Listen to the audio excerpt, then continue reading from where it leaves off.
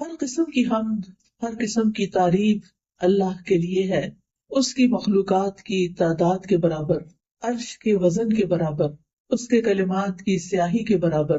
ہر قسم کی حمد اللہ کے لیے ہے جس نے تقدیریں مقرر کی، ہر چیز کی زندگی کی مدت کو لکھا، رات کو دن پر لپیٹا۔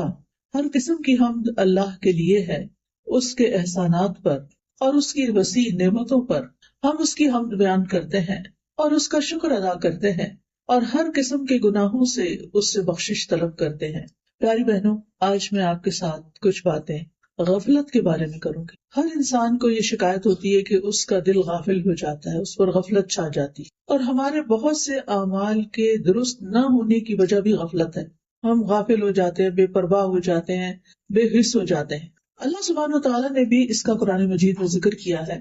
اللہ تعالیٰ فرماتے ہیں اقترب للناس حسابهم وهم فی غفلۃ معرضون، لوگوں کے لیے ان کے حساب کا وقت قریب آ لگا ہے اور وہ ہیں کہ غفلت میں منہ موڑے ہوئے ہیں، یعنی دین کی بات سے، موت کے بعد کے حساب کتاب سے، قبر کی زندگی سے، آخرت کے سوال و جواب سے غافل ہیں۔ اور اگر دیکھا جائے تو ہماری عام طور پر جو فکر ہے، پریشانی ہے، سوچیں ہیں، ہم ہے، غم ہے، وہ کیا ہوتا ہے؟ آخرت تو نہیں ہوتی، حساب کتاب تو نہیں ہوتا، بلکہ ہماری فکر دنیا کے مسائل ہوتے ہیں، جبکہ دنیا عارضی ہے اور آخرت ہمیشہ کے لیے ہے۔ وہاں جا کر کسی کو بھی واپس نہیں آنا۔ دنیا میں کوئی کام خراب بھی ہو گیا تو دوبارہ درست کر سکتے ہیں، کوئی فیل ہو جائے تو دوبارہ ایگزام دے سکتا ہے، کچھ ٹوٹ جائے تو نیا خریدا جا سکتا ہے، کہیں سے جانا پڑ جائے تو کوئی نیا ٹھکانہ مل جاتا ہے۔ لیکن آخرت، ایک دفعہ کوئی مر کے قبر میں چلا گیا تو اس سے باہر نہیں نکل سکتا، پھر آگے ہی آگے کی منزلیں ہیں، دنیا میں واپسی نہیں۔ اس لیے انسان عقل مند وہی ہے جو اپنی آخرت کے بارے میں دنیا سے بڑھ کر سوچے، دنیا کے بارے میں بھی فکر کرے، کیونکہ یہاں بھی رہنا ہزار ہے، عزت سے رہنا چاہیے، لیکن زیادہ دنیا کے غم نہ لگائے، زیادہ بڑا غم اور فکر اس کی آخرت ہونی چاہیے۔ اللہ سبحانہ وتعالیٰ قیامت کے دن غافل لوگوں کو فرمائیں گے وَجَاءَتْ كُلُّ نَفْسٍ مَعَهَا سَائِقٌ وَشَهِيدٌ لَقَدْ كُنْتَ فِي غَفْلَةٍ مِّنْ هَٰذَا فَكَشَفْنَا عَنْكَ غِطَاءَكَ فَبَصَرُكَ الْيَوْمَ حَدِيدٌ۔ اس دن ہر شخص اس حال میں آئے گا کہ اس کے ساتھ ایک ہانکنے والا اور ایک گواہی دینے والا فرشتہ ہوگا، یعنی اس کو میدان حشر کی طرف لے جا رہا ہوگا، تو اس سے کہا جائے گا بلا شبہ تو اس دن سے غافل رہا، آج کے دن کے بارے میں تم نے نہیں سوچا، آج ہم نے تیری آنکھوں سے پردہ اٹھا دیا ہے اور آج تیری نگاہ خوب تیز ہے، اب یہ سب کچھ تم دیکھ رہے ہو جس کے بارے میں تم کبھی سوچتے بھی نہیں تھے۔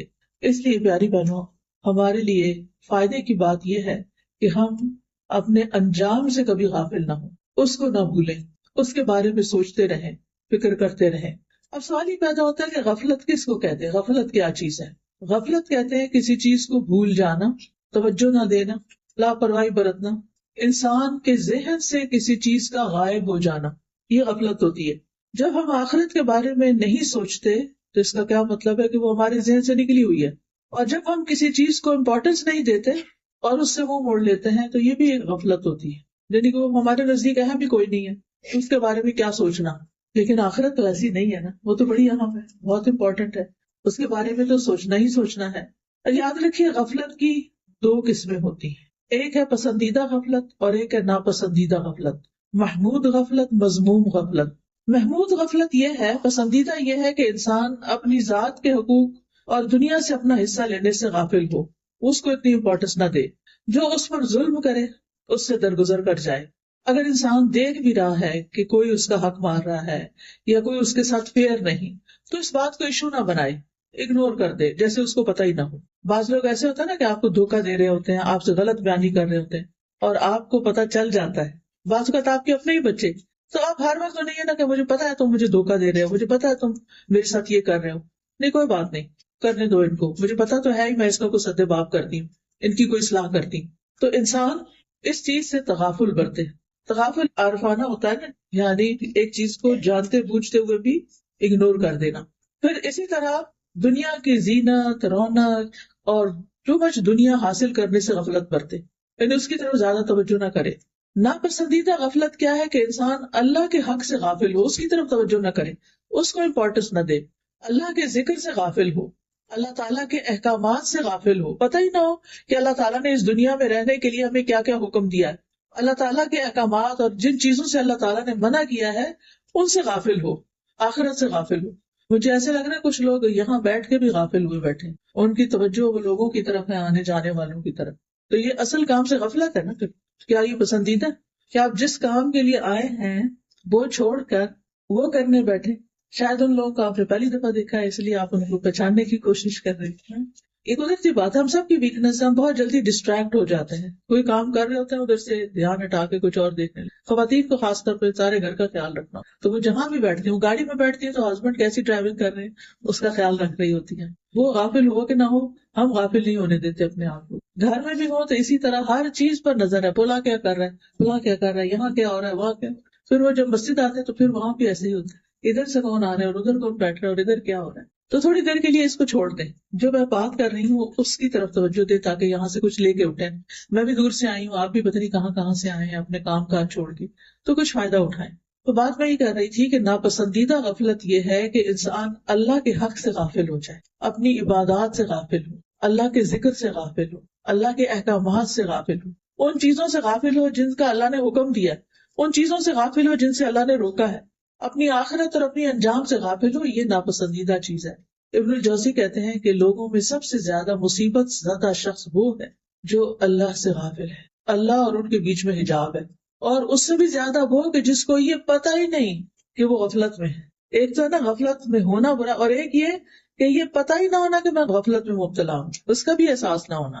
اس بات سے غافل ہونے والا کہ اس کو یہ پتہ ہی نہ ہو کہ مجھے اپنا ایمان مضبوط کرنے کی ضرورت ہے، میری کمزوریوں کی وجہ کیا ہے، مجھے اللہ تعالیٰ سے اور زیادہ تعلق مضبوط کرنے کی ضرورت ہے، مجھے اللہ تعالیٰ کے آگے اور عاجزی کرنے کی ضرورت ہے، مجھے اللہ تعالیٰ کی اور زیادہ تعظیم اور عظمت بیان کرنے اور محسوس کرنے کی ضرورت ہے. اس بات سے غافل ہونا کہ مجھے اپنی عبادات کو صحیح طور پر ادا کرنے کے طریقے معلوم ہونے چاہیے.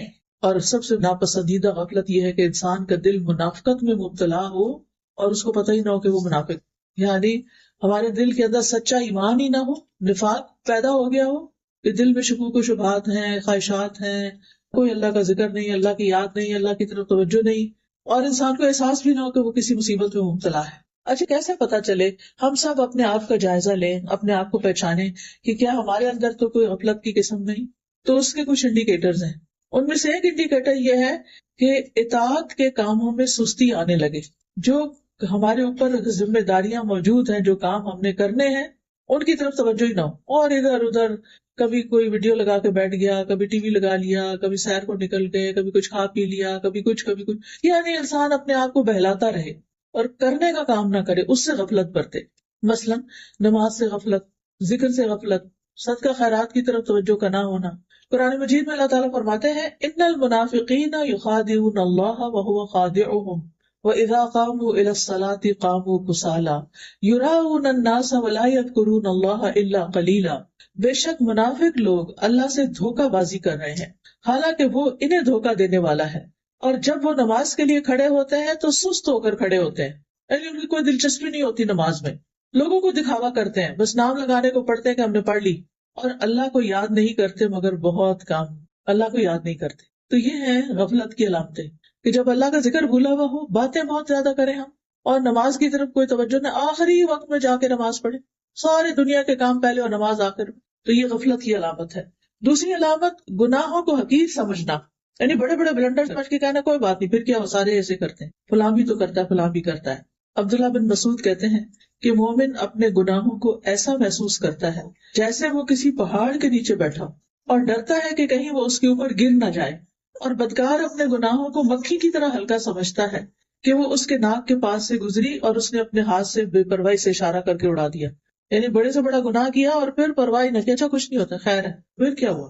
یعنی گناہ پر شرمندہ نہ ہونا، گناہ کا احساس نہ ہو، غلطی کو بہت ہلکا سمجھنا، جبکہ وہ غلطی انسان کو ہلاک کر دینے والی ہو اور اس کو اس کی پرواہی نہ ہو، احساس بھی نہ ہو کہ وہ غلط کر رہا ہے. پھر غفلت کی ایک اور علامت ہوتی ہے وقت کو غیر مفید کاموں میں گزارنا، جن کاموں کا نہ دین میں فائدہ نہ دنیا میں فائدہ، فضول کے کام. ابن مسعود کہتے ہیں میں اس بندے کو پسند نہیں کرتا جسے میں بالکل فارغ دیکھتا ہوں، کہ نہ ہی وہ دنیا کے کسی کام میں مشغول ہوتا ہے، نہ آخرت کے کسی کام میں، نہ کوئی دنیا کا کام کرتا ہے اور نہ ہی دین کا کوئی کام کرتا ہے. نہ اس کو دنیا کی فکر ہے، پرواہ ہے، اور نہ ہی آخرت کی. آج کل آپ دیکھیں کہ یوتھ کا کیا حال ہے. جو بچے تو ماشاءاللہ پڑھ رہے ہیں سو پڑھ رہے ہیں اپنے لیے کم از کم دنیا بنا رہے ہیں، لیکن کچھ بچوں کا حال ایسے معلوم ہوتا ہے کہ انہیں نہ دنیا کی فکر ہے نہ آخرت کی فکر. اللہ تعالیٰ اس سے بچا کے رکھے، کیونکہ یہ خطرے کی علامت ہے، ریڈ فلیگ ہے. وہ کہتے ہیں کہ آخری زمانے میں کچھ ایسے لوگ آئیں گے کہ ان کے افضل اعمال یہ ہوں گے کہ آپس میں ایک دوسرے کو ملامت کرنا، آپس کا لڑائی جھگڑا. ان کا نام سست لوگ رکھ دیا جائے گا، لیزی پیپل. پھر اسی طرح غفلت کی علامت کیا ہے؟ صرف دنیا کا علم اور اس کی فکر ہونا، دین کا علم اور اس کی فکر کا نہ ہونا. وہ صرف دنیا کی ظاہری جو چیزیں ہیں ان کے بارے میں علم رکھتے ہیں اور اسی کے لیے بھاگ دوڑ کرتے ہیں. آخرت کے بارے میں کچھ بھی فکر نہیں کرتے، نہ اس کا علم حاصل کرتے ہیں کہ وہاں کیا ہونے والا ہے. قرآن مجید میں اللہ تعالیٰ فرماتے ہیں فَأَعْرِضْ عَمَّنْ تَوَلَّىٰ عَنْ ذِكْرِنَا وَلَمْ يُرِدْ إِلَّا الْحَيَاةَ الدُّنْيَا ذَلِكَ مَبْلَغُهُم مِّنَ الْعِلْمِ إِنَّ رَبَّكَ هُوَ أَعْلَمُ بِمَنْ ضَلَّ عَنْ سَبِيلِهِ وَهُوَ أَعْلَمُ بِمَنِ اهْتَدَىٰ. لہٰذا آپ اس کی پرواہ نہ کیجیے جو ہمارے ذکر سے منہ موڑتا ہے. ایسا شخص دنیا کی زندگی کے سوا اور کچھ نہیں جانتا. ان کے علم کی پرواز بس یہیں تک ہے، صرف دنیا کی باتیں پتہ ہیں ان کو خوب. بلا شبہ تیرا رب خوب جانتا ہے کہ کون اس کے راستے سے گم ہو گئے ہیں اور کون ٹھیک راستے پہ چل رہا ہے. اور یہ ہمیں انسانوں کو پروو نہیں کرنا ہوتا، بلکہ اللہ تعالیٰ کے سامنے سچا ہونا ہے، انسانوں کو دکھانے کے لیے نہیں بلکہ اللہ کے سامنے کہ کون ٹھیک راستے پر ہے اور کون بھٹکا ہوا ہے. اب سوال ہی پیدا ہوتا ہے کہ غفلت کا سبب کیا ہوتا ہے، کیوں انسان غافل ہو جاتا ہے؟ آپ میں سے کوئی بتائے گا کیا چیز غفلت پیدا کرتی ہے؟ علم کی کمی اور دنیا کی محبت، دین سے دوری، دین کی مجلسوں سے دوری، تکبر، نفسانی خواہشات کی پیروی کرنا، شیطان کے وسوسوں کا شکار ہو جانا. جی ہاں، تو غفلت کا سب سے بڑا سبب دنیا پرستی ہے، دنیا کی محبت. کیونکہ انسان جب دنیا کے کھیل تماشے میں لگ جاتا ہے نا، لہو اور لعب میں، ان کاموں میں جو فائدہ مند نہیں ہوتے، وہ کام جن سے انسان غافل ہو جاتا ہے اور یہ بھول جاتا ہے کہ دنیا متاع الغرور ہے، دھوکے کا سامان ہے. تو بہت زیادہ دنیا کی فکر کرنا، دنیا کی زندگی پہ راضی ہو جانا کہ بس ہم نے سب کچھ اچیو کر لیا، دین کی ضرورت ہی محسوس نہ کرنا. کچھ لوگ ہوتے ہیں نا، انہوں نے اپنی زندگی کے کچھ گول سیٹ کیے ہوتے ہیں، مثلاً میں نے ڈاکٹر بننا ہے، میں نے انجینئر بننا ہے، میں نے پروفیسر بننا ہے، وغیرہ وغیرہ، جو بھی ہر ایک کے مختلف گولز ہوتے ہیں. اور وہ اپنا بچپن، جوانی، اپنی عمر کا بڑا حصہ صرف اس گول کو اچیو کرنے کے لیے لگا دیتے ہیں. اس کے علاوہ انہیں کوئی فکر نہیں ہوتی کہ انہوں نے عبادات کس طرح ادا کرنی ہے، انہوں نے آگے اللہ کو کیا جواب دینا ہے، ایمان کے تقاضے کیا ہیں. کسی چیز کی طرف توجہ نہیں ہوتی ہو، کیونکہ ان کو یہ سکھایا جاتا ہے کہ اگر تم دنیا میں کامیاب ہونا چاہتے ہو تو فوکسڈ رہو، ادھر ادھر مت دیکھو. وہ دین کے علم کو یا دین کی بات کرنے کو بھی ڈسٹریکشن سمجھتے ہیں، حالانکہ ایسا نہیں ہے. دین کا علم تو ہمارے لیے کھانے پینے کی طرح ضروری ہے، تاکہ ہمارے ایمان کے درخت کو پانی ملتا رہے، غذا ملتی رہے اور روز ہی مضبوط ہوتا رہے، تاکہ پھل پھول لا سکے اور کبھی نہ مرجھائے، کبھی ہم اس راستے سے نہ ہٹیں. تو آپ دیکھیے کہ کچھ لوگ دنیا میں کسی خاص مقام تک پہنچنے کو اپنے لیے سکسیس کا، کامیابی کا ایک انڈیکیٹر سمجھتے کہ یہاں تک پہنچ گئے تو ہم سمجھے کامیاب ہو گئے، لیکن آخرت کو بھولے ہوئے ہوتے ہیں. نہیں پتا کہ اس سے پہلے آگے جانا پڑ جائے. اور پھر وہ یہ نہیں کہ صرف دنیا ان کا فوکس ہوتی ہے، بلکہ دنیا کی لالچ اور ہرس ان کے اندر کوٹ کوٹ کے بھری ہوتی ہے. یہ چیز انسان کو اور غافل کر دیتی ہے. رسول اللہ صلی اللہ علیہ وسلم نے فرمایا، اللہ کی قسم میں تمہارے فقر سے نہیں ڈرتا کہ تم فقیر ہو جاؤ گے یا تمہارے پاس کچھ نہیں ہوگا تو تمہارا کیا بنے گا، لیکن میں اس بات سے ڈرتا ہوں کہ دنیا تم پر کشادہ کر دی جائے، تمہیں بہت کچھ مل جائے گا، اچھے گھر، اچھا لباس، اچھا کھانا، بہت کچھ نعمتیں مل جائیں گی. جس طرح تم سے پہلے لوگوں پر دنیا کشادہ کی گئی تھی تو تم ایک دوسرے سے آگے بڑھنے لگو گے، مقابلے بازی شروع ہو جائے گی، جس طرح وہ ایک دوسرے سے آگے بڑھنے لگے، اور وہ تمہیں غافل کر دے گی جس طرح ان لوگوں کو غافل کر دیا تھا. یعنی جب انسان دنیا کے معاملات میں دوسروں سے مقابلہ کرنے لگتا ہے کہ فلاں کا گھر ایسا ہے تو مجھے اس سے بھی اچھا گھر لینا، فلاں کی گاڑی ایسے ہے تو مجھے اس سے بھی اچھی گاڑی لینی، فلاں کے پاس یہ ڈگری ہے تو مجھے اس سے بھی آگے نکلنا ہے، تو پھر کیا ہوتا ہے کہ انسان اس کی لالچ میں ایسا کھوب جاتا ہے کہ پھر آگے کسی اور چیز کے بارے میں سوچنے کا اس کے پاس وقت نہیں ہوتا. تو یہ جو ایک دوسرے کا مقابلہ ہے نا، یہ بھی انسان کو غافل کر دیتا ہے. قرآن مجید میں آتا ہے الہاکم التکاثر، آتی ہے نہیں سورت سب کو، کیا مطلب ہے؟ الہاکم التکاثر حتی زرتم المقابر، تمہیں ایک دوسرے سے زیادہ حاصل کرنے کی ہرس نے غفلت میں ڈال دیا. یعنی ایک دوسرے کے مقابلے میں زیادہ حاصل کرنے کی ہرس جو تھی اس نے تمہیں غافل کیا یہاں تک کہ تم نے قبرستان جا دیکھے، یعنی تم فوت ہو گئے، قبر میں پہنچ گئے. پھر اسی طرح لمبی آرزویں، میں بڑی ہوں گی نا، پھر میں حج کروں گی، تو پھر میں توبہ کر لوں گی، تو پھر میں اچھے اچھے کام کر لوں گی. تو یہ چیز بھی انسان کو غفلت میں ڈالے رکھتی. انسان کے اندر ایک قدرتی سا خیال آتا ہے کہ ہائے مرنا ہے، کوئی تیاری کر لے. پھر انسان کہتا ہے ابھی بڑا وقت ہے، ابھی تو میری نانی بھی اتنے سال کی، 80 سال کی تو وہ تھی، اور دادی 90 سال کی فوت ہوئی، تو میں نے ابھی کہاں فوت ہونا، میں بھی تو ان کی اولاد ہوں. اس طرح کی بہت سی باتیں سوچ کے انسان اس کو ٹال دیتا ہے. اچھا بعد میں کریں گے، یہ ابھی تو مجھے تو بہت امپورٹنٹ کام ہے میرے ساتھ. تو لمبی آرزویں جو ہیں یہ بھی انسان کو غافل کر دیتی ہیں. پھر اسی طرح دل کا دنیا کی محبت میں، انسانوں کی محبت میں مشغول ہو جانا.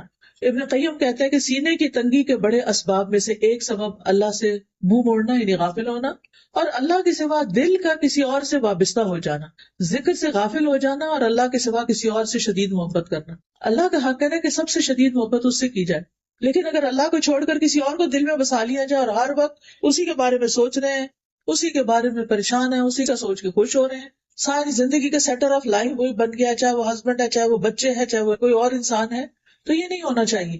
اور اگر کسی کے ساتھ ایسا جنون ہے بھی تو اس کو دعائیں کر کر کے، اپنا ماحول تبدیل کر کے اس گھوم پھیر سے باہر نکلنا چاہیے، تاکہ انسان اللہ کا بندہ بن کے جیے.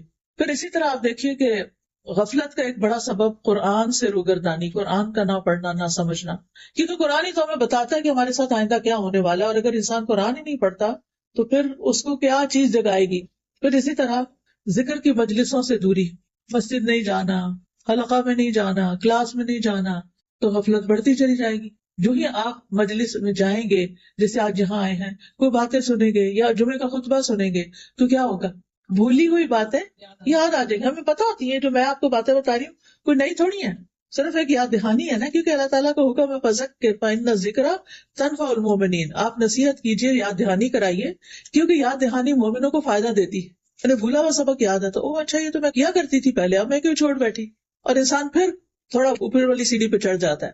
تو مجالس ذکر کی بجائے، مجالس ملائکہ کی بجائے مجالس اللہ اور مجالس غفلت میں شریک ہونا، چاہے وہ ہم اپنے گھر کے اندر ہی وہ مجلس کیوں نہ جمائے ہوئے ہوں، جہاں اللہ کا کوئی ذکر نہ ہو، کوئی بات نہ ہو، صرف دنیا دنیا دنیا. پھر گناہوں کی کثرت، یہ بھی انسان کو غافل کر دیتی، دل سیاہ ہو جاتے ہیں. پھر خواہشات کی پیروی، پھر روزمرہ کی چیزوں کی طرف زیادہ توجہ کا ہونا. کچھ خواتین کا سینٹر آف لائف صرف ان کا گھر ہوتا ہے. اچھی بات ہے، گھر میں انسان کو دل لگانا چاہیے، لیکن کسی بھی چیز کی زیادتی جو ہے وہ کیا ہو جاتی ہے، نقصان دہ ہو جاتی ہے. کسی بھی چیز کی زیادتی نقصان دہ ہو جاتی ہے. آپ گھر کو ضرور لک آفٹر کریں، اپنی کراکری کو گنتے رہا کریں، اپنی چمچ بھی گن گن کے رکھا کریں، اور برتنوں پہ اسکریچ بالکل نہیں آنے دیا کریں. کچن کا فلور بالکل اتنا کہ شکل نظر آئے اس میں، یہ اچھی بات ہے. لیکن یہ تو نہیں کہ صفائی ہے اور اس کے اوپر پھر صفائی کرنے کھڑے ہو گئے. یعنی آپ دیکھیے ہمارا نفس کی چالیں کیا ہوتی ہیں نا. آپ کو یاد آتا ہے وہ اچھا آج میں نے قرآن نہیں پڑھا دن میں صبح نا، وہ بچے نے بلا لیا اور جلدی سے میں چھوڑ بیٹھی تو اب میں پڑھ لیتی ہوں. پھر آپ سوچیے اچھا میں ذرا ایک دفعہ یہ چیزیں کر لوں نا پھر میں پڑھ دوں. اچھا وہ چھوڑ کے کہیں اور گئے، اچھا میں یہ کر لوں پھر کرتی ہوں. کیا ہوتا ہے، اس دن کا قرآن ہی رہ جاتا ہے. نوافل پڑھنا آپ بھول گئے یا رہ گئے، کوئی مصروفیت آ گئی، اشراق کے نفل تھے، چاش کے نفل تھے، اب کیا ہے، اچھا چلے ظہر کے ساتھ میں سنتوں کے ساتھ نوافل بھی پڑھ لیتی ہوں تاکہ میرا کوٹا تو پورا ہو. کیونکہ آپ کو پتا نہیں کہ جو دن کی 12 سنن ہے رواتب، اس کے بدلے میں جنت میں ایک محل ملتا ہے. تو اگر کم دن پڑھیں گے تو کم ملیں گے، زیادہ پڑھیں گے تو زیادہ ملیں گے. دنیا میں تو ایک گھر پہ راضی نہیں ہوتے، دنیا میں تو زیادہ سے زیادہ چاہیے. آپ کو پتا نہیں جن لوگوں کے پاس پیسے ہوتے ہیں وہ پھر ایک ملک میں تھوڑی گھر بناتے ہیں، وہ رہتے ہیں کینیڈا میں ہیں اور گھر اپنے گاؤں میں بناتے ہیں، اپنے شہر میں بناتے ہیں جہاں کیا پتا کبھی واپس آنا پڑے، اور وہ بند رہ کے پرانے ہو جاتے ہیں. دنیا کا تو ہمیں اتنا فکر ہوتا ہے کہ امکانیات پر بھی ہم اتنا مال لگا دیتے. امکانیات کا مطلب کیا، ممکن ہے کہ ہم کبھی آئیں، لیکن آخرت کا گھر یقینی ہے کہ وہاں جائیں گے، اس کی فکر کوئی نہیں. تو آپ دیکھیے کہ یہ غفلت کے اسباب میں سے ایک سبب ہے کہ ضرورت کی دنیا ہونے کے بعد غیر ضروری چیزوں کی طرف بھاگے پھرنا اور ان کے لیے اپنے آپ کو کھپا رکھنا. ہر شخص خود فیصلہ کر سکتا ہے کہ اس کی ضرورت کیا ہے، کتنی ہے، اور اس کے بعد اسے سٹاپ لگا کر کوئی آخرت کے لیے بھی کام کرنا چاہیے. پھر ایک اور چیز جو غفلت میں ڈالتی ہے وہ بری دوستیاں، برے ماحول. دوستوں کا انسان پر بہت انفلوئنس ہوتا ہے. اگر دوست نماز نہیں پڑھتا تو آپ کے لیے پڑھنی مشکل ہو جائے گی. دوست روزے نہیں رکھتے تو آپ کے لیے بھی روزہ رکھنا مشکل ہوگا. لیکن اگر آپ کے دوست محرم کا روزہ رکھ رہے ہیں، کیونکہ محرم روزوں کا مہینہ ہے، نبی صلی اللہ علیہ وسلم اس مہینے میں اور دنوں سے زیادہ روزے رکھا کرتے تھے. تو اب آپ دیکھیے کہ اگر آپ کے ماحول میں کوئی رکھ ہی نہیں رہا تو کسی کو خیال آئے گا میں رکھ لوں، اللہ یہ کہ اس نے کوئی پمفلٹ پڑھ لیا، کوئی حدیث کسی نے بھیج دی ہو تو وہ بھی، اگر سارا گھر ہی نہیں رکھ رہا تو آپ اٹھ کے رکھیں گے؟ لیکن اگر سارے رکھ رہے ہیں گھر میں تو آپ کو لیٹے ہوئے شرم آئے گی، آپ کہیں گے میں بھی اٹھ جاؤں، سب اٹھے ہوئے آئے، بچے بھی اٹھے ہوئے تو میں کیوں لیٹی ہوں؟ دیکھ کے خیال آ جاتا ہے نا۔ آپ کے ہسبینڈ تہجد پڑھ رہے ہیں تو یہ ہو نہیں سکتا کہ وہی پڑھتے رہے، ایک دن آپ بھی اٹھ جائیں گی، یا آپ پڑھ رہی ہیں روز سے ایک دن وہ بھی اٹھ جائیں گے۔ اللہ کرے انشاءاللہ، یہ بھی دعا آمین کہیں، کیونکہ انسان اپنے ماحول سے بہت اثر لیتا ہے۔ مانی ہوئی بات، آج کل گرمی ہو رہی ہے، باہر نکلتے گرمی لگتی ہے کہ نہیں؟ آپ کو نہیں، مجھے نہیں لگتی، بے شک ماحول جو مرضی ہو، کیسے ہو سکتا؟ سردی ہو تو لگتی ہے نا۔ ایسے ہی جہاں جس مجلس میں اچھی وائبز ہوں، ایمان کی باتیں ہوں تو وہاں ایمان بڑھتا ہے نا، اور جہاں غفلت کی باتیں ہوں، صرف کھانے پینے، صرف کپڑوں کی، صرف گاڑیوں کی۔ آپ دیکھیں کہ عام طور پہ مرد حضرات کی گفتگو ایک خاص موضوعات ہوتے ہیں، پراپرٹیز پہ بات کرنا، پالیٹکس پہ بات کرنا، بزنس پہ بات کرنا، تو ساری اول سے آخر مجلس انہی باتوں پر کر کے بس بات ختم ہو جائے گی۔ خواتین کے اپنے دلچسپ موضوعات ہوتے ہیں، ریسیپیز پہ بات کرنا، کپڑوں کے برانڈز پہ بات کرنا، بچوں پہ بات کرنا، ساس سسر کی شکایت کرنا، اس کی غیبت اس کی غیبت، موسم کی شکایت، جی ہاں، کیونکہ بات کرنے کے لیے کوئی تو موضوع چاہیے۔ یہ تھوڑی ہم کسی سے پوچھ سکتے ہیں اچھا آج بتاؤ تم نے کتنا سبق پڑھا، قرآن کتنا پڑھا، آج کا دن کیسا تمہارا گزرا، تم اپنا ایمان کیسے محسوس کرتے۔ صحابہ کی باتیں کیا ہوتی تھی؟ آؤ بیٹھو ایمان لے آئیں، وہ ان کا مطلب کیا ہوتا تھا؟ آؤ بیٹھ کے مل کے اللہ کی باتیں کریں۔ لیکن ہم اللہ کی باتیں کر کے بھی نہ، یقین کیجئے کہ یہ اب مجلس برخاست ہوگی، کیا مجال کہ کوئی گاڑی میں بیٹھ کے بھی دہرائے سبق کو کہ کیا سیکھ کے آئے۔ جو لوگ کلاسز بھی لیتے ہیں میں بہت غور سے نوٹ کرتی ہوں، کیونکہ عرصے سے میں یہ چیز پڑھا رہی ہوں نا۔ کلاس ختم ہوتی ہے تو ایسے لگتا ہے کہ کسی نے قید کا بندھن کھول دیا، اتنی دیر پتہ نہیں کیسے چپ رہے، اتنی باتیں اور اتنا شور اور اتنا ہنگامہ، اور باتیں کیا ہو رہی ہوتی، وہ تھوڑی ہو رہی ہوتی ہے کہ جو ہم نے ابھی سیکھا تھا وہ کیا تھا، کیونکہ وہ دل پہ تو گئی نہیں ہوتی، تو ایک کان سے ٹکرا کے دوسرے سے نکل جاتی ہیں۔ صحابہ کیا کرتے تھے پتہ ہے آپ کو؟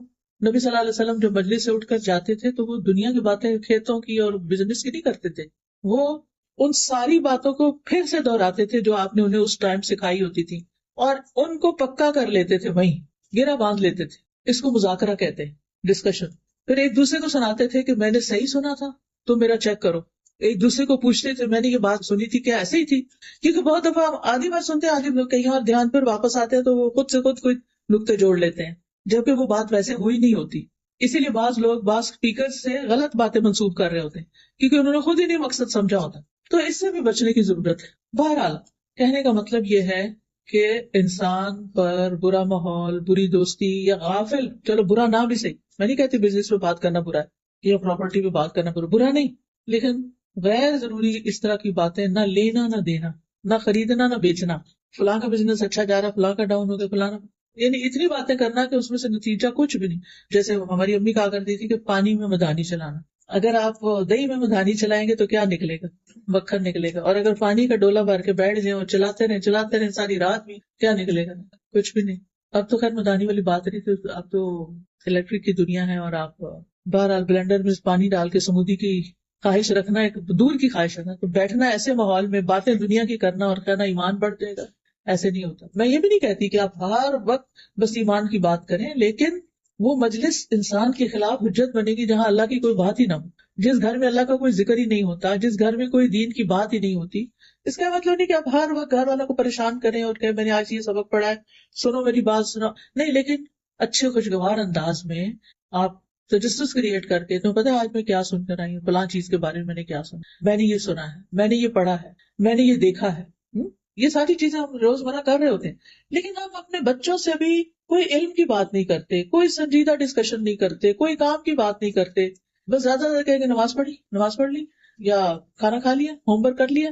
اگر ہم بچوں سے اپنی گفتگو کا جائزہ لیں تو ہمارے ٹاپکس کیا ہوتے ہیں، ان بیچاروں کے کان پک گئے ہمارے مخصوص جملے سن سن کے، کھانا کھا لیا، چیزیں رکھ لی، فلانا کر لیا، فلانا کر لیا، فلانا کر لیا، اس کے بعد آگے کیسے تھے وہ ماں باپ یا گھر میں نانی دادی ہوتی تھی جو بچوں کے ساتھ ان کو کہانیاں سناتے، ان کو مزے مزے کے لطیفے سناتے، پہیلیاں بجواتے۔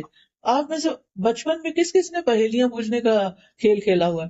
اچھا ماشاءاللہ، مجھے بتائیں آپ میں سے کتنے لوگوں نے اپنے بچوں کو پہیلیاں بجوائی ہیں؟ آپ تھوڑے ہاتھ ہیں، دیکھا نا، ایسی چیز ہے جو نا یہ ایک مفید ایکٹیویٹی ہوتی ہے، اس سے کیا فائدہ ہوتا ہے؟ غور و فکر، اچھا یہ، اچھا وہ کتنا دماغ بچے کا چلتا ہے۔ اچھا جھوٹے لطیفوں کی تو میں بالکل قائل نہیں کہ آپ جھوٹے لطیفے ہو سکتے، لیکن آپ دلچسپ کہانیاں، اچھی چیزیں پڑھ کے بچوں کے آنے سے پہلے صرف کھانا نہیں تیار کر کے رکھا کریں، کوئی چیز پڑھ کے بھی رکھا کریں کہ آج آئیں گے نا، آج میں نے یہ والی بات کرنی ہے، میں نے اس کا موقع نکالنا ہے.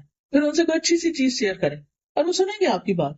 تو بہرحال چونکہ ہم خود ایک روٹین میں بس وہی سوچیں، جو سویرے اٹھے یا خواب کوئی دیکھ لیا بس پریشان، اور پھر وہی سوچے لے کے کام کر رہے ہوتے ہیں بھاری قدموں کے ساتھ. بچے آتے ہیں تو موڈ آف ہے، کوئی ان سے بات نہیں، بےچارے خود ہی اکیلے اکیلے بیٹھ کے کھا پی کے اٹھ جاتے ہیں، خود ہی نکالو فریج میں سے دودھ اور لے لو وہ سینڈوچ کھا لو.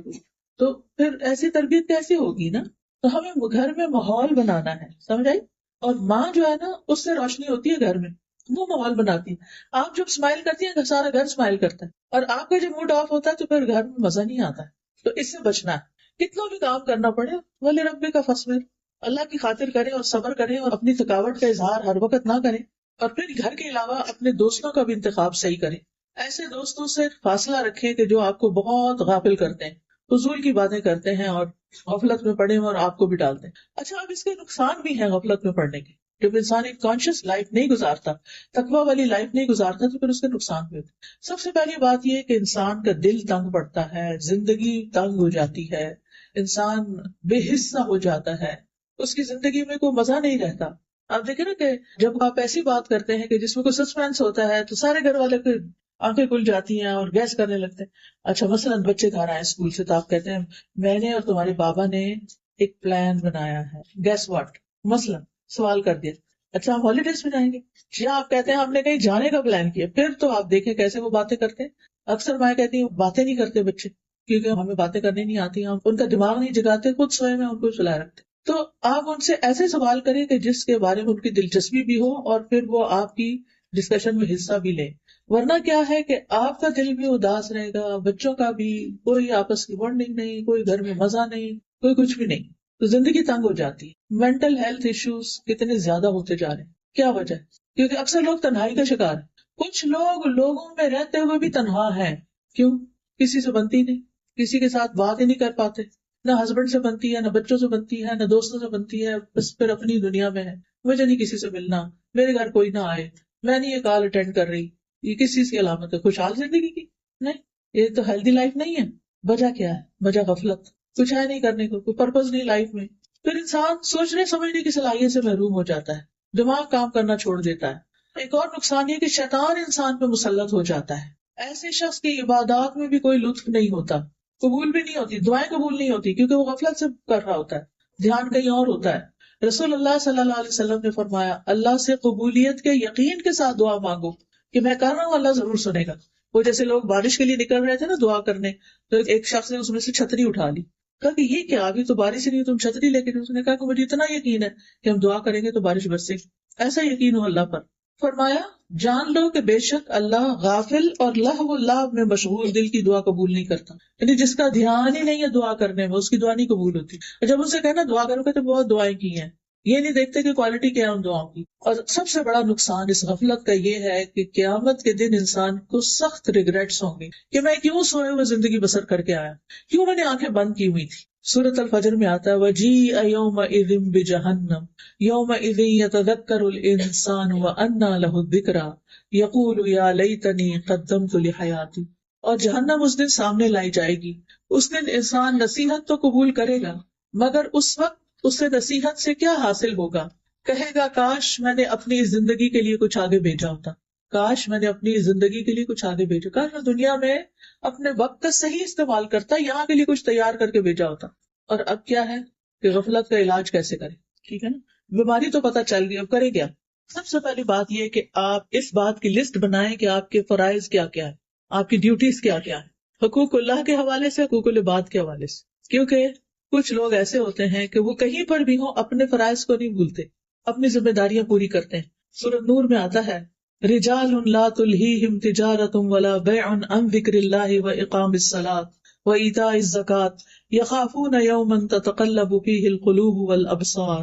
وہ مرد جنہیں اللہ کے ذکر سے اور نماز قائم کرنے اور زکوٰۃ دینے سے نہ کوئی تجارت غافل کرتی ہے نہ خرید و فروخت. وہ اپنے بزنس میں ہے، اپنے جاب میں ہے، وہ کہیں پر بھی ہیں تو وہ کیا ہے؟ الرٹ ہیں. وہ اپنے فرائض سے نہیں غافل ہوتے. وہ اس دن سے ڈرتے ہیں جس میں دل اور آنکھیں الٹ جائیں گی. اپنی تھنگس ٹو ڈو کی لسٹ بنائیں کہ کیا کیا آپ پر فرض ہے. نماز فرض ہے، اور اسی طرح زکوٰۃ فرض ہے، زکوٰۃ کس مہینے میں ڈیو ہے، اور اس کے لیے پہلے سے ہی اپنی کیلکولیشن شروع کر دیں. حج کر لیا کہ نہیں کیا، اس کے لیے رقم جمع کرنی شروع کریں، انتظامات کرنے شروع کریں. اسی طرح اگر والدین زندہ ہیں تو ان کے کچھ حقوق ہیں، رشتے دار زندہ ہیں تو ان کے کچھ حقوق ہیں چاہے وہ اس ملک میں نہ رہتے ہوں، ان کی خیر خبر پتہ ہونی چاہیے. اسی طرح آپ کے وسینٹی میں کون ضرورت مند لوگ ہیں، کہاں کون بیمار ہے، کون کس چیز کا ضرورت مند ہے، یہ باتیں پتہ ہونی چاہیے. کیونکہ اگر آپ کے پاس علم ہی نہیں ان چیزوں کا تو پھر آپ کریں گے کب؟ ٹھیک ہے نا. دوسری بات یہ ہے کہ نمازوں کی حفاظت. قد افلح المؤمنون الذین هم فی صلاتهم خاشعون والذین هم عن اللغو معرضون. یقیناً کامیاب ہو گئے مومن وہی جو اپنی نماز میں عاجزی کرنے والے ہیں، اور وہی جو لغو کاموں سے منہ موڑنے والے ہیں، فضول چیزوں سے بچ کے رہتے ہیں. تبھی تو ان کے پاس وقت ہوتا ہے. جو لوگ فضولیات میں پڑھتے ہیں ان کے پاس ٹائم نہیں ہوتا پھر فرائض ادا کرنے کا، پھر ان کے فرائض چھٹنے لگتے ہیں. تو فرائض کو اپنی پرائرٹی رکھیں. کہیں بھی بیٹھے ہیں، کچھ بھی کر رہے ہیں، ٹائم دیکھتے رہیں کہ نماز کا کتنا ٹائم رہتا ہے اور کب تک ٹائم باقی ہے، میں کس وقت پڑھوں گی. تو نمازوں کی جو پابندی ہے اور صحیح وقت میں پڑھنا، ان کی حفاظت، یہ انسان کو الرٹ رکھتی ہے، غفلت سے نکال دیتی ہے. اللہ تعالیٰ نے ایسے نہیں 5 وقت نماز فرض کی ہے. وہ کس لیے فرض کی ہے؟ تاکہ ہم غافل نہ ہوں، الرٹ رہیں. ایک نماز پڑھ لی، اگلی کی فکر لگتے، اگلی پڑھ لی، اگلی کی فکر لگتے. پھر قیام اللیل کرنا. حدیث میں آتا ہے جس شخص نے 10 آیتوں سے قیام کیا وہ غافلوں میں سے نہیں لکھا جاتا. اچھا پیاری بہنوں، ایسا ہے کہ سب کی ہمت نہیں ہوتی تہجد کے لیے اٹھنے، خاص طور پر یہاں آپ کی راتیں چند گھنٹوں کی ہیں تو اس میں ابھی سوئے نہیں تو اتنے میں تہجد کا ٹائم گھنٹے ڈیڑھ بعد ہو جائے گا تو مشکل ہو جاتا ہے نا. آپ عشاء کے ساتھ ہی ایکسٹرا 2 نفل پڑھ لیں، ان میں یہ 10 آیتیں پڑھ لیں. 10 آیتیں مثلاً سورۃ الفلق اور الناس 11 بن جائیں گی نا. سورہ کہف کی پہلی 10 آیتیں، اسی طرح اور بھی صورتیں.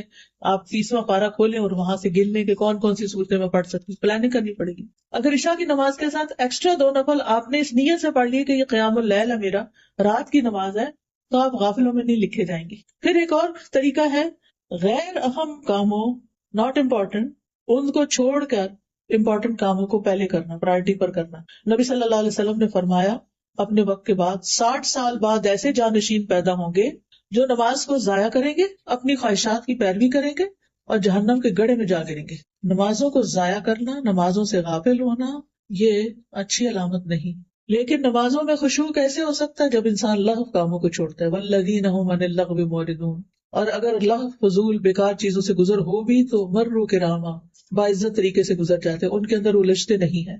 نبی صلی اللہ علیہ وسلم نے فرمایا من حسن اسلام المرء ترکہ ما لا یعنیہ. انسان کے اسلام کا حسن یہ ہے کہ لا یعنی، فضول، بیکار باتوں میں نہ پڑے.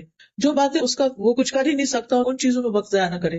رسول اللہ صلی اللہ علیہ وسلم نے فرمایا ایک نماز کے بعد دوسری نماز کے ان دونوں کے درمیان کوئی لغو باتیں نہ ہو، علیین میں اندراج کا باعث ہے. یعنی آپ کا اعمال نامہ علیین میں پہنچے گا، جس کو آپ مرنے کے بعد جب آپ کی روح علیین میں پہنچے گی تو وہ دیکھ لیں گے آپ. لیکن 2 نمازوں کے بیچ میں کیا نہیں کرنا؟ لغو. ایک اور چیز ہے کہ ایسی چیزیں جس کے بعد آپ کو پتا چلتا ہے کہ آپ کا دل گھج گیا ہے، غافل ہو گیا، پھر اس چیز کو چھوڑ کہ میں نہیں آئندہ وہاں نہیں جاؤں گی، فلانا کام نہیں کروں گی کیونکہ میرے دل کی حالت اچھی نہیں رہی. واپس اپنے آپ کو اوپر چڑھائیں، سیڑھی جس سے اتریں، اپنا ایمان بڑھائیں اور آئندہ ایسی جگہوں سے پرہیز کریں. ٹھیک ہے نا. ابن قیم نے اپنی کتاب الداء والدواء، دوائے شافی، آپ میں سے کسی نے اس کتاب کا نام سنا؟ دوائے شافی کس نے؟ ایک ہاتھ کھڑا، 2 3 4، چلے الحمدللہ آپ نے کورس لیا ہوا. بہت ہی اچھی کتاب ہے امام ابن القیم کی، جن کا میں یہاں ریفرنس دے رہی ہوں. پڑھنے والی کتاب ہے، لیکن چونکہ اردو مشکل ہے تو میں نے اس کو پڑھا دیا تھا تاکہ آسانی ہو جائے. اگر پڑھ نہیں سکتے تو سن ہی لیں. ابن قیم کہتے ہیں کہ جو آدمی آپ سے یہ سوال کرے کہ میں کھیلوں کے مقابلے اٹینڈ کرنا چاہتا ہوں، یہ دیکھنا چاہتا ہوں، اس کا کیا نقصان ہے؟ تو کہنے لگے کہ تم جن چیزوں کی حفاظت کرنے کا اہتمام کرتے ہو ان میں سب سے قیمتی چیز وقت ہے، لیکن میں سمجھتا ہوں کہ تمہارے نزدیک وہ بڑا آسان ہے وقت ضائع کر دینا. وقت واقعی سب سے قیمتی ہے، سونے چاندی سے زیادہ قیمتی ہے وقت. اور آج کل آپ دیکھیں لوگوں کے پاس وقت ہی نہیں دے پاتے. ماں باپ کے لیے وقت نہیں اور کس کے لیے ہو. ایک فون کال تو اس کے لیے بھی مشکل ہوتی ہے. چلے فون کال تو نہیں، جو دنیا سے جا چکے ہیں ان کو دعا تو کر سکتے ہیں، لیکن ہم میں سے کتنے لوگ ہیں جو توجہ سے ان کے لیے دعا بھی کرتے ہیں؟ الحمدللہ، شکر ہے کہ کچھ لوگوں نے ہاتھ کھڑے کیے ہیں. الحمدللہ. یہ ماں باپ کو وقت دینا ہے. زندگی میں ہوں تو ملاقات کریں، کال کریں. ہر روز تو یہاں سے نہیں جا سکتے ان کے پاس، لیکن ان کے ساتھ ویڈیو کال کر کے بات کر لیں، ان کا دل خوش کر دیں. وہ کتنی دعائیں دیں گے آپ. جب آپ کا خیال آئے گا وہ کہیں گے کہ کتنی اچھی ہے میری بیٹی, میرا دل خوش کر دی. ماں باپ کو آپ کا مال نہیں چاہیے ہوتا, ماں باپ کو آپ کی اور چیزوں سے نہیں دلچسپ, ماں باپ کو آپ کی توجہ اور محبت اور دعا اور پیار اور وہ چیزیں چاہیے ہوتی ہیں. زندہ ہو تو گفٹ بھی دیں ان کو, اور اگر دنیا سے چلے گئے ہیں تو ان کی طرف سے صدقہ بھی کیا کریں, اور جب اپنا کرتے ہیں نا ساتھ ان کا بھی صدقہ کرتے ہیں ان کی طرف سے. میری بات کا تو خاص ان کی طرف سے, لیکن جب بھی آپ کریں ایک نیت کر لیں, یا اللہ جو بھی میں صدقہ کرتی ہوں اس میں میرے ماں باپ کو ثواب شامل رکھ. تو یہ ان کا حق ہے نا, ٹھیک ہے نا. اگر آپ ان کے لیے اداس نہیں ہوتے کیونکہ آپ اپنے بچوں میں ہیں, تو وہ تو آپ کے لیے اداس ہوتے ہیں. یعنی یہ بھی اتنی عجیب بات ہے نا, ماں باپ اپنے بچوں میں ان کا دل ہوتا ہے اور بچوں کا اپنے بچوں میں دل ہوتا ہے, پیچھے پلٹ کے نہیں دیکھتے ہم. تو جب آپ کا دل اپنے بچوں میں ہو نا, تو سوچا کریں کہ میرے ماں باپ کا بھی مجھ میں ایسے ہی ہے. یعنی ہم بعض مڈل ایج میں آ جاتے ہیں نا, جہاں ہمارے بچے ہوتے ہیں اور ادھر سے ماں باپ بھی زندہ ہوتے ہیں, دو طرف رشتے اللہ نے قائم رکھے ہوتے ہیں. تو یہ وقت بڑے امتحان کا ہوتا ہے, ایک طرف بچے کھینچتے ہیں ایک طرف ماں باپ کھینچتے ہیں. تو ہمارا رجحان کس طرف ہوتا ہے؟ بچوں کی طرف. اور ہونا بھی چاہیے, ان کی ضرورت ہے, چھوٹے ہیں ابھی. لیکن اتنی توجہ اپنے بچوں کو نہ دیں کہ ماں باپ ترستے رہ جائیں آپ کی شکل دیکھنے کو, آپ کی آواز سننے کو. اور یہ یاد رکھیں تھوڑے دن کے لیے ہوتے ہیں, ماں باپ ہمیشہ ساتھ نہیں رہتے, پھر چلے جاتے ہیں, پھر ریگریٹس رہ جاتے ہیں. وہ نہیں ہونے چاہیے. جن کے ماں باپ زندہ ہیں نا وہ خوب فائدہ اٹھا لیں. تو بہرحال وہ کہتے ہیں کہ تمہارے لیے وقت ضائع کرنا بڑا آسان کام ہے. تم کھیل کے مقابلوں کو دیکھنے میں ایک دن کے 3 گھنٹے گزارتے ہو. کیا ان گھنٹوں میں اللہ کے ذکر میں سے کچھ ہوتا ہے؟ کچھ نہیں, ہرگز نہیں. کیا ان گھنٹوں میں اللہ کی اطاعت میں سے کوئی چیز ہوتی ہے؟ ہرگز نہیں. کیا ان میں اللہ کی عبادات میں سے کچھ ہوتا ہے؟ ہرگز نہیں. اور یہ محض اوقات کو بیکار کرنا ہے. چھٹیوں کا وقت آیا, تمہیں کیا معلوم چھٹیاں کیا ہیں. تو اے اللہ کے بندو, وقت کے ساتھ کیا کرنا چاہیے سوچ کے رکھو. پھر آپ دیکھیے کہ غفلت سے نکلنے کا طریقہ یہ ہے کہ دنیا کی زائد زینت سے زہد اختیار کرنا. جو چیزیں ضرورت کی نہیں, خام خواہ میں نہیں پڑنا. اچھا, خواتین کی عادت ہوتی ہے کہ اگر کہیں چلے گئے نا کسی ماحول میں, کچھ خریدے بغیر ہم لوٹ نہیں سکتے. اگر ضرورت نہیں بھی نا تو ہم کہیں گے کیا پتا کبھی کام آ جائے. یہ ہمارا جملہ ہوتا ہے, کیا پتا کبھی کام آ جائے تو لے کے رکھ لو, لے کے رکھ لو. تسلی, دل کو تسلی ہوتی. تو آپ دیکھیے کہ اس میں وقت کا بھی ضیاع ہوتا ہے, مال کا بھی ہوتا ہے, اور جگہ کا بھی, اور پھر ایویں کسی کو بس ہم سر سے اتارتے ہیں.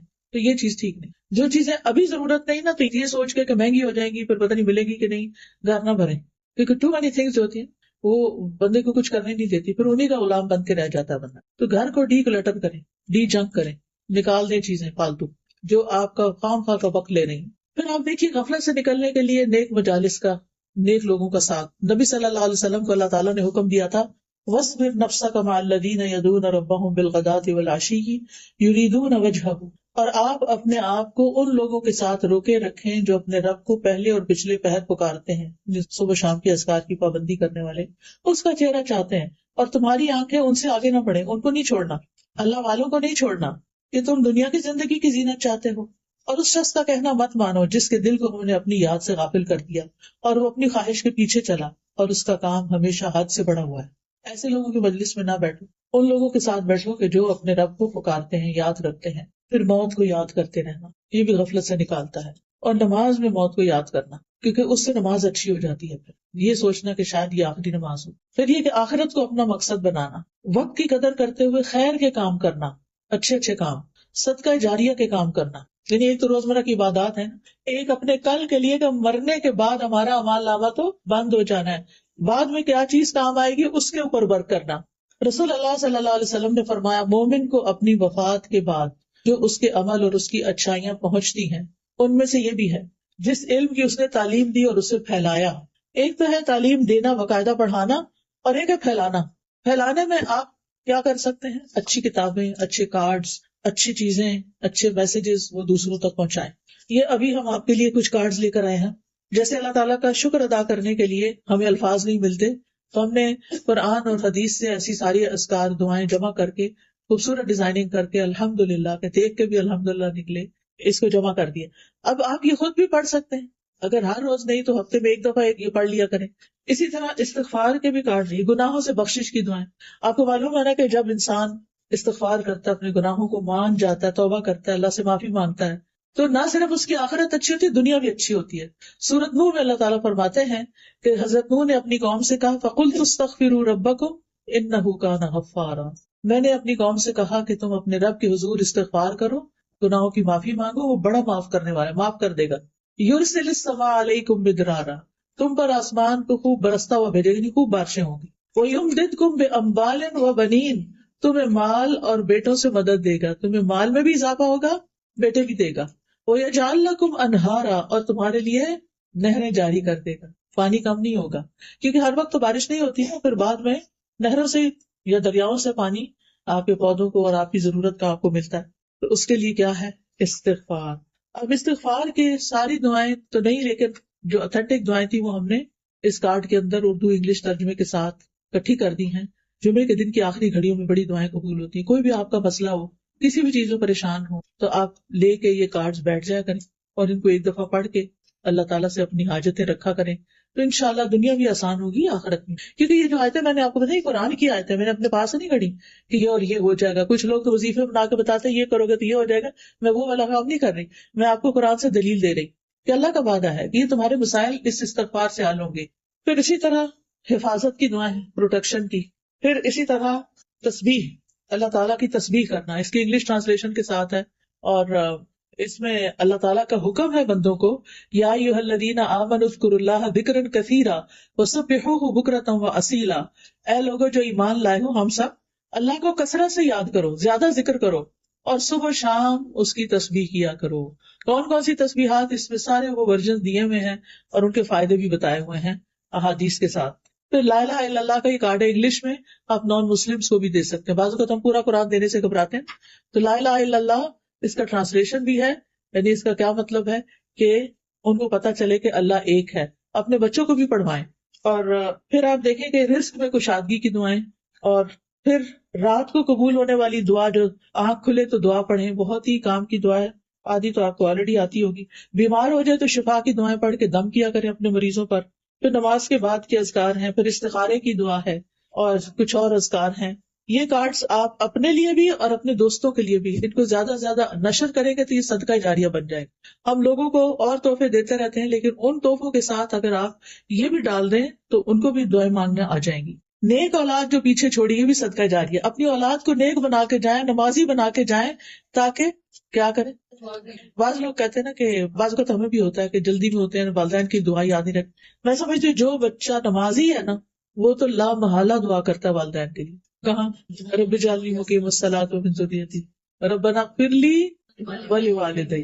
ہر نماز میں والدین کی بخشش کی دعا ہو رہی. یہ الگ بات ہے کہ ہم سوچ کے نہیں پڑھتے، ترجمہ نہیں آتا.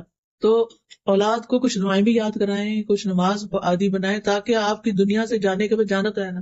کچھ لوگوں کو یہ بات پسند نہیں آتی کہ دنیا سے جانے کی بات کیجیے، لیکن یہ سب سے بڑی حقیقت ہے جس میں کوئی شک ہی نہیں. تو اس میں وہ ہمارے بعد ہمارے لیے دعائیں کر کے ہمارے اعمال نامے میں اضافہ کریں. پھر قرآن مجید کا نسخہ جو کسی کو وراثت میں ملا، یعنی آپ نے قرآن لیا، خرید کر کسی کو دیا، کسی طالب علم کو دیا، گھر میں رکھا، وہ آگے آپ کے بچوں نے پڑھنا شروع کر دیا، کسی اور نے پڑھنا شروع کر دیا، وہ بھی جب تک وہ کتاب پڑھے گا، قرآن پڑھے گا، وہ آپ کے لیے صدقہ جاریہ. مسجد جو اس نے تعمیر کی، چاہے پوری کرے چاہے کچھ حصہ ڈالے اس میں. مسافر خانہ جو اس نے قائم کیا، اب تو یہ اس کی ضرورت نہیں رہی، لیکن اس کی جگہ مدارس کر سکتے ہیں، یعنی جہاں دینی تعلیم دی جاتی ہے. اسلامک سکولز ہو سکتے ہیں، یا وہ صدقہ جو اس نے زندگی میں صحت کی حالت میں نکالا. ان سب کا ثواب اس کی موت کے بعد بھی اسے ملتا رہتا ہے. ٹھیک، تو یہ غفلت سے نکالنے والے کاموں میں سے کام. پھر فی سبیل اللہ مال خرچ کرنا جس سے دین کا فائدہ ہو. اللہ کی راہ میں کسی خیمے کا سایہ مہیا کرنا، اللہ کی راہ میں کوئی خادم ہبہ کر دینا، اللہ کی راہ میں کسی نر جانور پر کسی کو سوار کرنا، یعنی اپنی گاڑی میں کسی کو بٹھا کے مسجد لے جانا، درس پر لے جانا. ٹھیک ہے، مسجد تعمیر کرنا، پانی کا انتظام کرنا، درخت لگانا. نبی صلی اللہ علیہ وسلم نے فرمایا جس مسلمان نے کوئی پودا لگایا تو جو اس سے کھا گیا اس کے لیے صدقہ، جو چوری ہو گیا وہ بھی صدقہ ہے. ہمسایوں کے بچے آ کے توڑ کے انگور لے گئے، صدقہ ہے. جو درندوں نے کھایا وہ بھی صدقہ ہے. بکری اندر گھس گئی اور سارے پودے کھا گئی. جو پرندوں نے کھایا آ کے، ان کو تو روک ہی نہیں سکتے آپ، اوپر سے آتے ہیں، وہ بھی صدقہ ہے. اور جو بھی اس میں کوئی کمی کرے گا کہ چوٹیاں وغیرہ کھا جائیں، وہ بھی صدقہ. کتنی قسمیں ہیں. آپ اپنے بیک یارڈ کو کیا کریں، اس میں کچھ نہ کچھ لگائیں، درخت لگا دیں. آپ کو نہیں ہم نے تو موو ہو جانا، ہمیں کیا فائدہ، نہیں، آپ کے لیے ثواب جاریہ ہوگا چاہے آپ نے موو ہو جانا. میرے بچوں کو بڑا شوق ہوتا تھا، تو ہمارے گھر کے اندر اس وقت، جس وقت بچے چھوٹے تھے تو لان اندر نہیں تھا، لیکن گھر کے باہر، دیوار کے باہر جو جگہ تھی وہ کچی تھی. تو یہ کیا کرتے تھے، وہاں بیٹھ جاتے تھے اور کچھ نہ کچھ لگاتے رہتے تھے. تو اسما جو اسما خدا ہے، اس نے ایک آم کی گٹلی دبائی. کچھ دن پہلے میرا وہاں اسلام آباد میں گئی تھی، میں نے دیکھا ماشاءاللہ اتنا بڑا درخت بنا ہوا ہے کہ ایٹ لیسٹ جو راہ گزر ہے وہ اس کے سائے میں کھڑا ہو جائے. اور وہ تھا آم کا درخت. اب مسئلہ یہ کہ آم کو اگر وہ نہ کرے نا، جب وہ چھوٹا ہوتا ہے اس کو پیوند نہ لگائے تو پھل نہیں دیتا. اب وہ اتنا تو پتہ نہیں تھا، ہم بھی وہاں سے وہ ہو گئے، لیکن وہ ہرا بھرا درخت جو ہے سایہ دے رہا ہے، آکسیجن دے رہا ہے، خوبصورتی دے رہا ہے. تو اسی طرح آپ بھی لگا چھوڑے، کوئی اور فائدہ اٹھائے گا. دیکھیں آج ہم جو درخت دیکھ رہے ہیں، آج راستے میں آتے ہوتے خوبصورت خوبصورت درخت تھے، کیا ہمیں پتہ کس نے لگائے؟ نہیں پتا، لیکن ہم اس سے فائدہ اٹھا رہے ہیں. آج ہمارے لگائے ہوئے سے کوئی اور فائدہ اٹھا لے گا. اسی طرح مسافروں کی ضروریات کا خیال رکھنا، یتیم اور مسکین پر خرچ کرنا. یتیم کے سر پہ ہاتھ پھیرنا جو ہے نا، غفلت دور کرنے کا ذریعہ ہوتا ہے. غریب لوگوں کے پاس بیٹھنا، ان کا خیال کرنا. بیک ہوم آپ سوچا کریں کون کون ضرورت مند ہے خاندان میں. پچھلے دنوں ہم کیلگری میں جن کے گھر ٹھہرے ہوئے تھے تو انہوں نے بتایا کہ میرے والد پہلے پاکستان میں جب تھے تو ایوریج ان کی آمدنی تھی، لیکن وہ پھر ان کی جاب سعودیہ میں ہو گئی اور اللہ نے ان کو بہت دیا. کہتے جب اللہ نے ان کو بہت دیا تو انہوں نے بجائے اس کے کہ ہمیں بہت عیش و عشرت کراتے، انہوں نے خاندان کے سارے لوگوں کی لسٹیں بنا لی کون کون ضرورت مند ہے، اور خود بنا کے خود ان کو پیسے بھیجا کرتے تھے. اچھا پھر انہیں کسی کا پتہ چلتا تو میری اماں کہتی تھی آپ نے پھر ایک اور ایڈ کر لیا، ہمارے لیے بھی کچھ چھوڑے. تو اب ان میں سے ایک ایک بچہ جو اتنے خیر کے کام کر رہا ہے ہوتا ہے، تو اس کی برکت اولاد میں بھی ہوتی ہے، گھر بار میں بھی ہوتی ہے. آپ رشتے داروں پہ خرچ کرتے ہیں تو آپ کی عمر میں بھی برکت ہوتی ہے اور آپ کے مال میں بھی برکت ہوتی ہے. تو اپنے مال میں دوسروں کو حصہ دار بنائیں جن کا حصہ اللہ نے آپ کے مال میں رکھ دیا. تو اللہ تعالیٰ سے دعا ہے کہ اللہ تعالیٰ ہمیں اس پر عمل کرنے کی توفیق دے. سبحان اللہ والحمد للہ ولا الہ الا اللہ واللہ اکبر ولا حول ولا قوة الا باللہ العلی العظیم. اللہم صل علی محمد وعلی آل محمد کما صلیت علی ابراہیم وعلی آل ابراہیم انک حمید مجید. اللہم بارک علی محمد وعلی آل محمد کما بارکت علی ابراہیم وعلی آل ابراہیم انک حمید مجید. ربنا آتنا فی الدنیا حسنۃ وفی الآخرۃ حسنۃ وقنا عذاب النار. ربنا لا تزغ قلوبنا بعد إذ هديتنا وهب لنا من لدنك رحمة إنك أنت الوهاب. اللهم إني أعوذ بك من العجز والكسل والجبن والبخل والهرم والقسوة والغفلة والعيلة والذلة والمسكنة، وأعوذ بك من الفقر والكفر والفسوق والشقاق والنفاق والسمعة والرياء. اللهم أحسن عاقبتنا في الأمور كلها وأجرنا من خزي الدنيا وعذاب الآخرة. اللهم رحمتك أرجو فلا تكلني إلى نفسي طرفة عين وأصلح لي شأني كله لا إله إلا أنت. یا اللہ یا رحمان یا رحیم، اللہ جتنی بہنیں آئی ہیں ان سب کا آنا قبول فرما، ان سب کو اجر عظیم عطا فرما، ان کے تمام مسائل حل فرما، ان کی بیماریاں دور فرما، ان کے رنج و غم دور فرما، ان کو اپنے وقت کی قدر سکھا، ان کو بہترین کام کرنے کی توفیق عطا فرما. اللہ ہم سب کے والدین پر اپنی رحمت فرما. اللہ ہم سب کی اولادوں کو ایمان پر قائم رکھنا، انہیں ہمارے لیے صدقہ جاریہ بنا دینا. اللہ ہمیں دین کے کاموں میں دل کھول کے خرچ کرنے کی توفیق عطا فرما. یا اللہ ہمیں دین کا بہترین نفع مند علم عطا فرما اور اس علم پر عمل کی توفیق عطا فرما. اللہ ہماری نمازیں بہت اچھی ہو جائیں. یا اللہ ہمارے سارے کاموں میں اخلاص پیدا کر دے، ہر طرح کی ریاکاری سے بچا لے. یا اللہ ان بہنوں کے دلوں میں جو دعائیں ہیں، نیک تمنائیں ہیں، اللہ ان کو پورا کر دے. اللہ ان پر اپنی رحمت نازل فرما. اللہ ان کی ہر مشکل آسان فرما، ان کے دلوں کی دعائیں قبول فرما. اس مسجد پر اپنی خیر و برکت نازل فرما. یا اللہ مسلمانوں کے بچوں اور نسلوں کی حفاظت فرما. اللہ جس ٹیم نے، جن والنٹیئرز نے یہ پروگرام ارینج کیا ہے ان سب کو جزائے خیر عطا فرما اور ان کے لیے اس مجلس کو صدقہ جاریہ بنا.